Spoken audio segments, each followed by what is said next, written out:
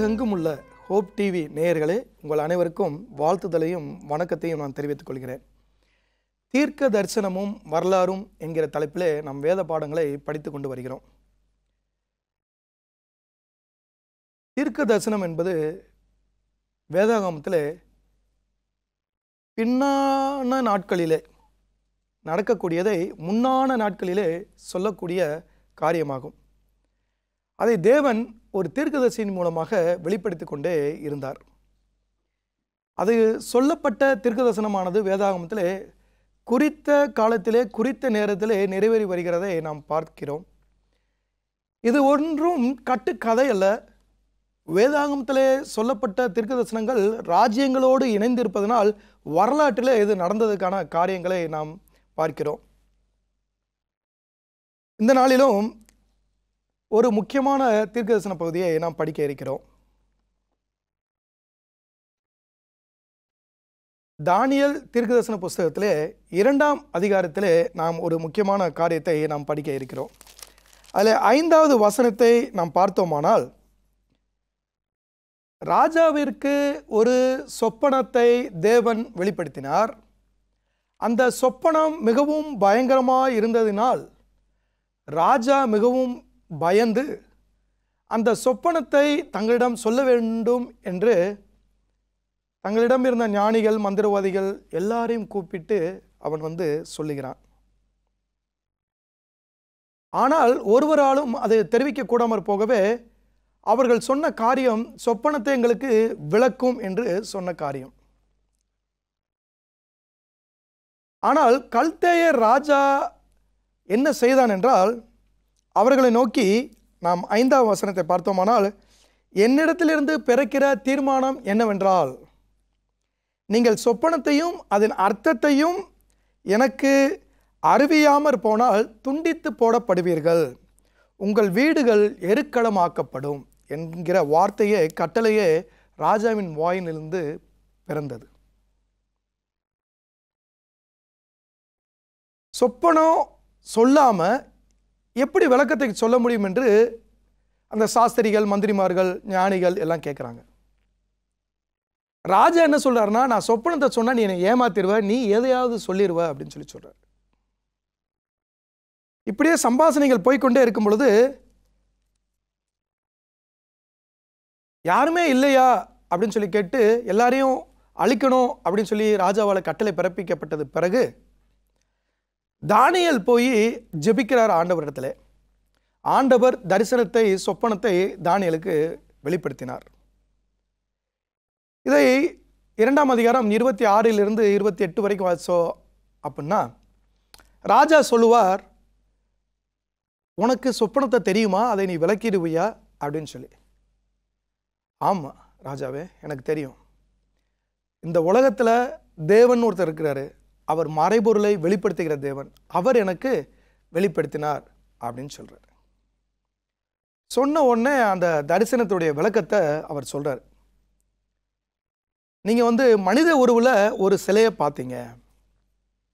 அது பொன்னாலான ஒரு சிலை, அது தலை பொன்னால் ஆயிருந்தது, மார்பும் புயமும் வெள்ளியால் ஆயிருந்தது, வயிறும் தொடையும் வெண்கலமாய் இருந்தது, கால்கள் இரும்பாய் இருந்தது, பாதங்கள் பாதி இரும்பும் பாதி களிமண்ணுமாய் இருந்தது என்று சொல்லி, ஒரு கையால் பெயர்க்கப்படாத ஒரு பெரிய கல் அந்த பாதங்களிலே உருண்டு மோதி அந்த சிலையை நொறுக்கி போட்டது என்று விளக்கத்தை, சொப்பனத்தை சொல்லுகிறான். இப்படி சொப்பனத்தை, தான் கண்ட சொப்பனத்தை தான் சொல்லாமலேயே தானியேல் சொல்வதை கண்டு, உண்மையிலே உன் தேவன் தான் தேவன் என்று நம்பி அதனுடைய விளக்கத்தையே சொல்லும், நான் கேட்கிறேன் என்றார். அப்பொழுது தானியேல் சொல்கிறார், வரலாற்றிலே நடக்கக்கூடிய ராஜ்யங்களை குறித்து உம்மிடத்திலே தேவன் வெளிப்படுத்தி இருக்கிறார். இனிமேல் சம்பவிக்க போகிறவைகளை உமக்கு தேவன் வெளிப்படுத்தியிருக்கிறார் என்று சொன்னார்.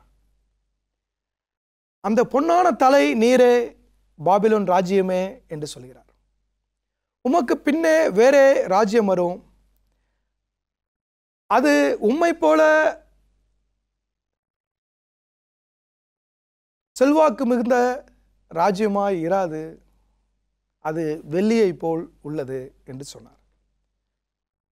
அதன் பிறகு ஒரு ராஜ்யம் வரும் அப்படின்னு சொல்லி வரிசையா ஒவ்வொரு ராஜ்யத்தை சொல்லுகிறார். இதை தானியேல் சொல்லி முடிக்கும் பொழுது ராஜாவுக்கு என்ன செய்வது என்று தெரியவில்லை. கடைசியில் கையால் பெயர்க்கப்படாத ஒரு கல் வந்து அதன் பாதங்களில் மோதி என்றென்றைக்கும் அழியாத நித்திய ராஜ்யத்தை உண்டாக்கின அப்படின்னு சொல்லி பார்க்கும் பொழுது அவருக்கு என்ன செய்யறதுன்னு தெரியல. மனித உருவில் ஏன் இந்த ராஜ்யம், ஏன் இந்த சொப்பனம் வந்ததுன்னா, மனிதர்களுடைய ராஜ்யத்தை இது எடுத்து காட்டியதுனால மனித உருவில் இந்த சொப்பனம் வந்தது. அந்த மூன்றாவது ராஜ்யத்துக்கு பிறகு நான்காவது ராஜ்யம் உண்டானது. அந்த நான்காவது ராஜ்யத்துக்கு பிறகு 10 ராஜ்யங்களாக பிரிந்தன. ரோமிலிருந்து பிரிந்த 10 நாடுகள் ஐரோப்பா தேசத்தை ஒன்றாக்க நினைத்தார்கள். பாபிலோன் ராஜ்யம், பிறகு மேதியா பெர்சியா ராஜ்யம், பிறகு கிரேக்க ராஜ்யம், பிறகு ரோம ராஜ்யம். ரோம ராஜ்யம் 10 நாடுகளாக பிரிகிறது. ஐரோப்பா தேசத்தை ஒன்றாக்க கலப்பு திருமண முறையை ஏற்படுத்தி முயற்சிகள்லாம் செய்து பார்க்குறாங்க, தோல்வி. படைபலத்தால் முயற்சி செய்து பார்க்கலான்னு சொல்லி சார்லிமன், நெப்போலியன் இவங்களாம் ட்ரை பண்ணுறாங்க, முயற்சி செய்தும் தோல்வி. ஏன் அப்படின்னா வசனம் இவ்விதமாக சொல்கிறது. 2ஆம் அதிகாரம் தானியேல் 43வது வசனத்தை பார்த்தீர்களானால், நீர் இரும்போடே களிமண் கலந்ததாக கண்டீரே, அவர்கள் மற்ற மனுஷரோட சம்பந்தம் கலந்திருந்தாலும் களிமண்ணோட இரும்பு கலவாதது போல அவர்கள் ஒருவரோடு ஒருவர் ஒட்டிக்கொள்ளாது இருப்பார்கள் என்பது தீர்க்கதரிசனம். ரோமிலிருந்து பிரிந்த 10 ராஜ்யங்கள் ஒன்றாக்க கலப்பு திருமணங்களை முயற்சி செய்தது, தோல்வி. ஏனென்றால் தீர்க்கதரிசனம் சொல்லியிருக்கு, அது ஒன்றாக சம்பந்தம் கலப்பாங்க, ஆனால் ஒன்றோடு ஒன்று ஒட்டிக்கொள்ளாது. எப்படி களிமண் இரும்போடு ஒட்டாதோ ஒட்ட மாட்டாங்க அப்படின்னு சொல்லி. இந்த காரியங்கள் எல்லாம் வரலாற்றில் பார்த்தோம் அப்படின்னா, இது 605 தானியேல் தீர்க்கதரிசிக்கு சொல்லப்பட்டது. 605 539 வரைக்கும் பாபிலோன் ராஜ்யம். கிமு 539 331 வரைக்கும் மேதியா பெர்சியா ராஜ்யம். 331 168 வரைக்கும் கிரேக்க ராஜ்யம் அலெக்சாண்டர். 168 538 வரைக்கும் ரோம ராஜ்யம் அஞ்ஞான ரோம். 538 ஆண்டவுடைய வருகை மட்டும் கிறிஸ்தவ ரோம ராஜ்யம் நடைபெறப் போகிறது. அது காயப்பட்டு இருக்கிறது. காயம் சொஸ்தமாய் கொண்டு அது மீண்டும் தன்னுடைய பலனை, சக்தியை பெற இருக்கிறது. இது எல்லாம் தீர்க்க தரிசனமாக சொல்லப்பட்டது. கணக்கச்சிதமாக ஒவ்வொரு ராஜ்யமும் ஆண்டவர் சொல்லிய பிரகாரமாகவே அடுத்தடுத்து வந்தது. பாபிலோனுக்கு அப்புறம் மேதியா பெர்சியா தான் ஆண்டவர் சொல்லியிருந்தார், கிரேக்கம் வரல, மேதியா பெர்சியா தான் வந்தது. மேதியா பெர்சியாவுக்கு அப்புறம் கிரேக்கம் வருனாரு, அதுக்கப்புறம் ரோம ராஜ்யம் வருனாரு, ஆனால் ரோம் முந்தி வரல, கிரேக்குக்கு அடுத்து தான் வந்தது. இது எல்லாமே ஆண்டவர் தீர்க்க தரிசனமாக முன்னுரைத்தது. இன்னும் ஒரு வசனத்தை நாம் வாசிப்போம். தானியேல் 2ஆம் அதிகாரத்தில் 47வது வசனத்தை நாம் வாசித்தோமானால், ராஜா தானியேலை நோக்கி, நீ இந்த மறைபொருளை வெளிப்படுத்தினபடியால் மெய்யாய் உங்கள் தேவனே தேவர்களுக்கெல்லாம் தேவனும் ராஜாக்களுக்கு ஆண்டவரும் மறைபொருள்களை வெளிப்படுத்துகிறவருமாய் இருக்கிறார் என்றார். ராஜா நேபுகாத்நேச்சார் ராஜா, பாபிலோன் ராஜா தானியேல்கிட்ட சொல்லுகிற வசனம். அப்போ நம்ம ஆண்டவர் யார் அப்படின்னா, ராஜாக்களுக்கெல்லாம் மகா பெரிய ராஜா நம்ம ஆண்டவர். இந்த தீர்க்கதரிசனத்தின்படி நாம் வாழ்ந்து கொண்டிருக்கிற காலம் எந்த காலம் என்றால், பாதங்கள் என்று சொல்லப்பட்டிருக்கிறதே, ஒன்றோடு ஒன்று கலவாதது போல இரும்போடு. அந்த பாதி இரும்பு பாதி களிமண் உள்ள காலத்திலே நாம் வாழ்ந்து கொண்டிருக்கிறோம். இந்த தீர்க்கதரிசன பகுதியிலே கையால் பெயர்க்கப்படாத ஒரு கல் வந்து அந்த பாதங்களிலே மோதிற்று என்று பார்த்தோமே. அந்த கையால் பெயர்க்கப்படாத கல் யார் என்றால் கர்த்தராகிய இயேசு கிறிஸ்துவுடைய இரண்டாம் வருகையை குறிக்கிறது. அவர் வரும்பொழுது பாதங்களின் நாட்களிலே வாழ்கிற நாம், இந்த தீர்க்கதரிசன பகுதியிலே பாதங்கள் இருக்கக்கூடிய நாட்களிலே வாழ்கிற நாம், அதாவது கிபி 538 ஆண்டவருடைய வருகை மட்டும் வாழ்கிற ஜனங்கள்,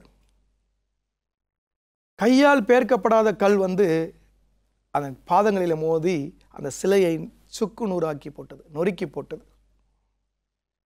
ஆண்டவர் இரண்டாம் முறை வரும்பொழுது இந்த உலகத்தில் துன்மார்க்கருக்கு அழிவையும் சன்மார்க்கருக்கு பரலோகத்தையும் வைத்திருக்கிறார் என்பதை அதன் பொருள்.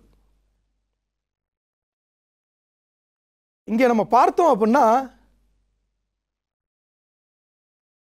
தானியேல் அந்த 2ஆம் அதிகாரத்தில் சொல்லப்பட்ட தீர்க்கதரிசனமானது கிமு 606 சொல்லப்பட்ட தீர்க்கதரிசனம். ஆனால் இது முடிவு காலத்துக்குரிய தீர்க்கதரிசனமாகவும் தொடர்கிறது. இது இன்னும் முடியல. தீர்க்கதரிசனமாக சொல்லப்பட்ட காரியங்கள் நிறைவேறிக்கொண்டே வருகிறது. வரிசை முறை மாறவில்லை. நாம் வாழக்கூடிய நாட்கள் கடைசி நாட்களிலே இருக்கிறோம். வேதாகமத்திலே தானியேலுக்கு வெளிப்படுத்தின போதும் கடைசி நாட்களில் இனி சம்பவிக்க போகிறவைகளை ராஜாவுக்கு வெளிப்படுத்தினார் தேவன் என்று வாசிக்கிறோம். அதிசயங்களை செய்கிற தேவன். ராஜா இட்ட கட்டளை, இந்த சொப்பனத்தை விளக்க வேண்டும், அதன் அர்த்தத்தை தெரிவிக்க வேண்டும், இல்லையெனில் துண்டித்து போடப்படுவீர்கள், உங்கள் வீடுகள் எருக்களமாக்கப்படும், சந்ததியே இல்லாமல் அழித்து விடுவேன் என்று சொல்லுகிறார். கட்டளை பிறந்தது. ஆனால் தேவன் அதிசயங்களை செய்கிற தேவன், அற்புதங்களை செய்கிற தேவன். அந்த தேவன் என்ன செய்தார் என்றால் தானியேலுக்கு அந்த சொப்பனத்தை வெளிப்படுத்தினார். ஆம், என் தேவனுக்கு பிரியமான சகோதர சகோதரிகளே, நாம் தேவனுக்கு உண்மையாய் இருந்தோமானால், நாம் தேவனுடைய கற்பனைகளுக்கு கீழ்ப்படிந்து இருந்தோமானால், நாம் தேவனோடு இருந்தோமானால், தேவன் நம்முடைய ஜெபங்களுக்கு பதில் தர வல்லவராய் இருக்கிறார் என்பதை ஒருபோதும் நாம் மறந்துவிடக்கூடாது. சின்ன விஷயம் பெரிய விஷயம் அப்படிலாம் நம்ம நினைக்கவே வேணாம். சின்ன காரியமாக இருந்தாலும் சரி, எவ்வளவு பெரிய நடக்க முடியாத காரியமாக இருந்தாலும் சரி, வல்லமை உள்ள தேவன், அதிசயங்களை செய்கிற தேவன் செய்வார். அவர் ராஜாட்ட பிரதானிகள் மூலியமாக கேட்குறாரு, கொஞ்சம் டைம் வாங்கி கொடுங்க, நாங்கள் சொப்பனத்தை விளக்குறோம் அப்படின்னு சொல்லி. ராஜா அனுமதித்தார்.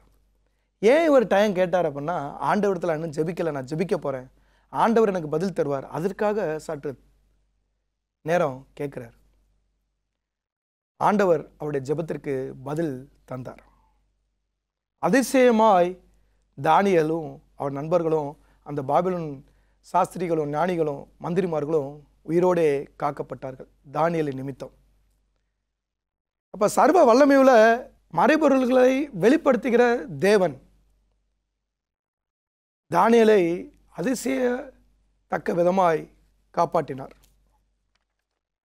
அமெரிக்காவில் ஒரு குடும்பம் இருந்தது, ஒரு ஏழை குடும்பம்.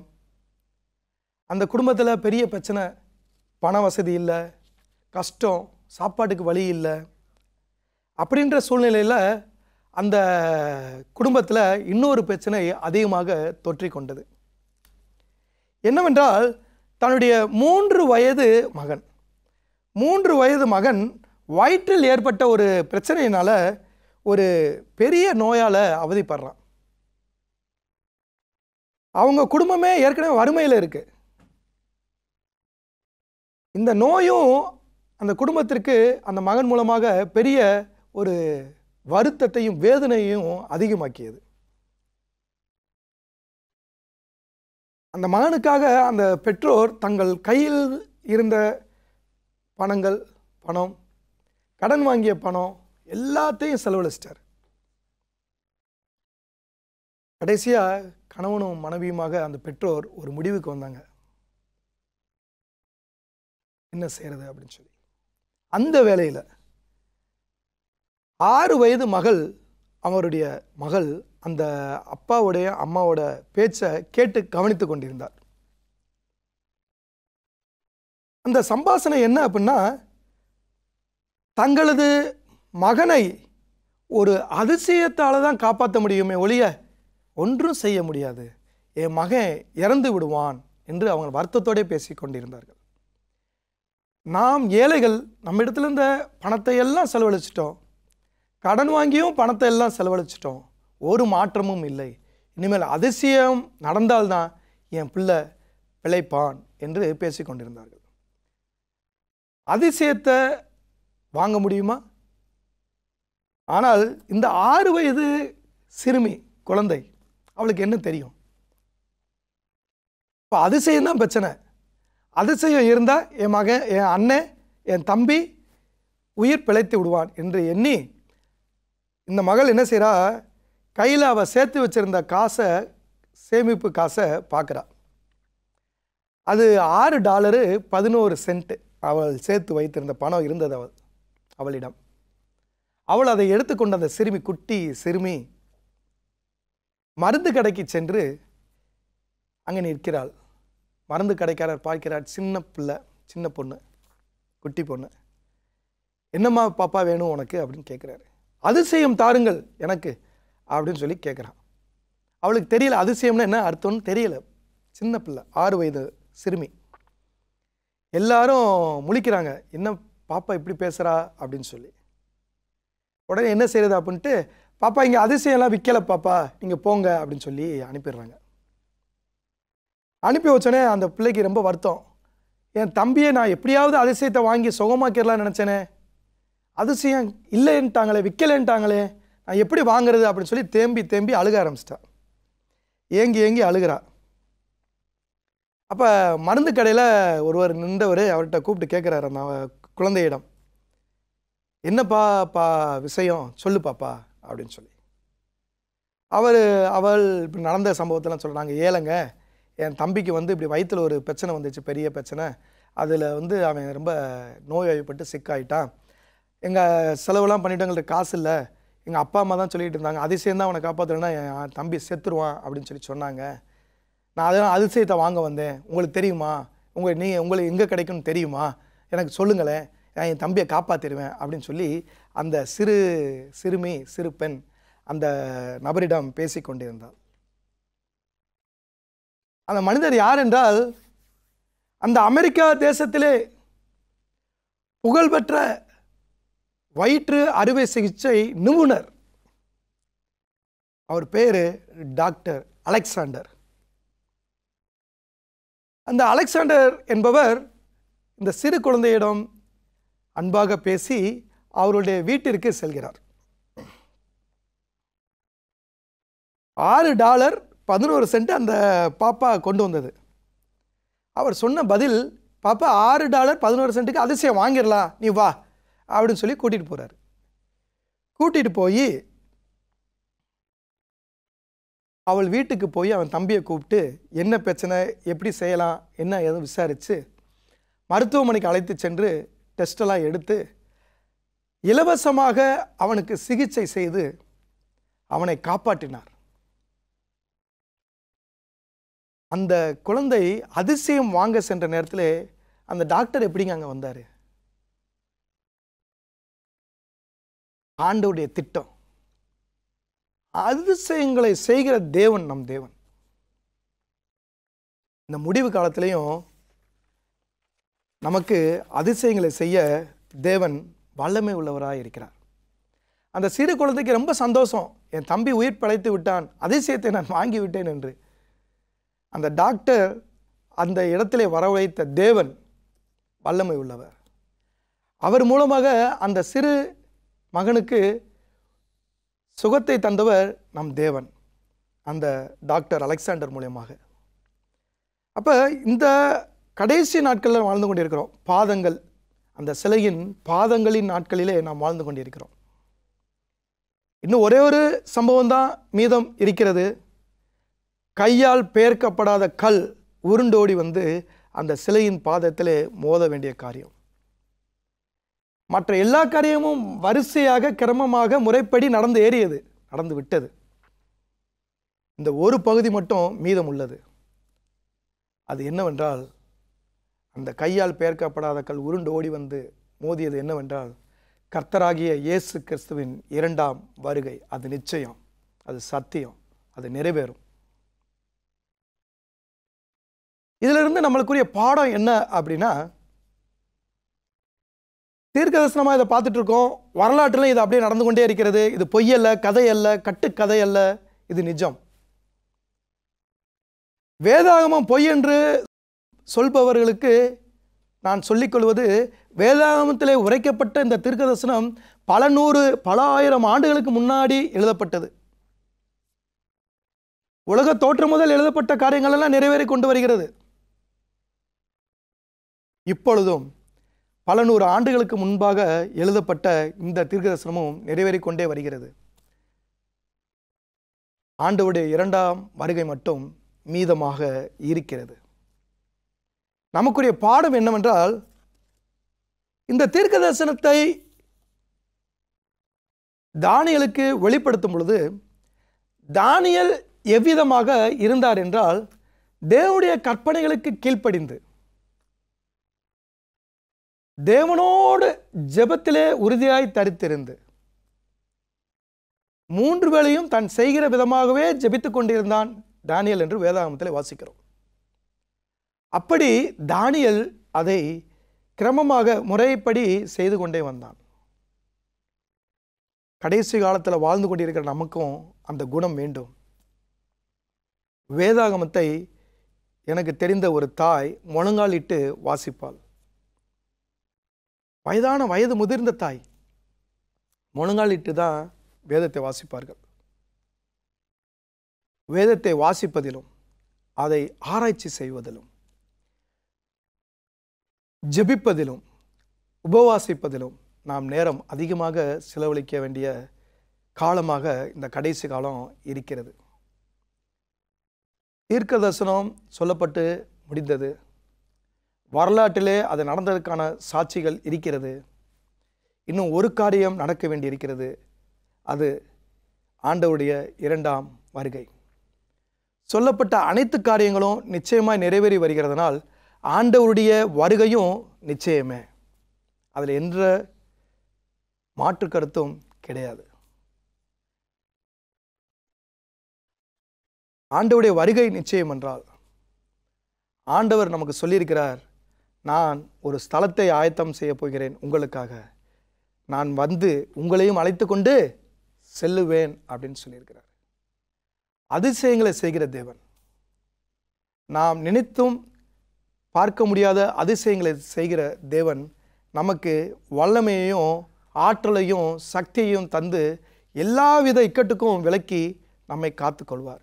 எப்படி துண்டித்து போடப்படும் தலை வீடுகள் எருக்கலமாக்கப்படும் என்ற கட்டளை பிறந்த பிறகும் காப்பாற்றினாரோ, அதே போல் நம்மையும் காப்பாற்றுவார். நம்ம எடுக்க வேண்டிய தீர்மானம் ஆண்டவரோடு நம்ம வாழ்வதே. அப்படிப்பட்ட தீர்மானத்தை எடுப்போம். தேவன் நம் ஒவ்வொருவரையும் ஆசீர்வதிப்பார்கள். கடவுள் உங்களையும் ஆசீர்வதிப்பார்கள். ஆமென்.